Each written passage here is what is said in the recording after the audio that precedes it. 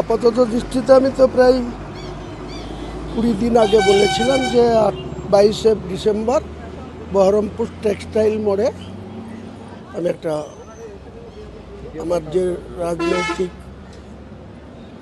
দল খুলছি নতুন করে, সেই দলের সাধারণ মানুষকে সামনে রেখে সাধারণ মানুষকে জমায়েত করে আমি এই সভাটা করব।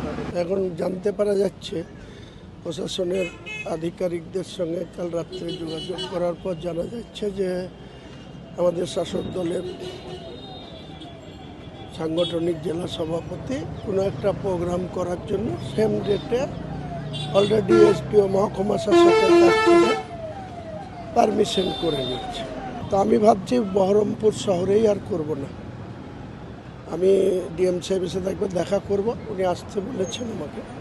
তো আমি একবার দেখা করে নিই, তারপরে আমি ভাবছি যে পাকাপাকিভাবে অন্য জায়গায় হবে। আমি যতক্ষণ পর্যন্ত যে জায়গা তার এনওসি না নেব ততক্ষণ পর্যন্ত আপনাকে ওপেন করছি না, কিন্তু যেখানেই হবে সেটা অনেক বড় জায়গায় হবে এবং বড় ধরনের জমায়েত হবে।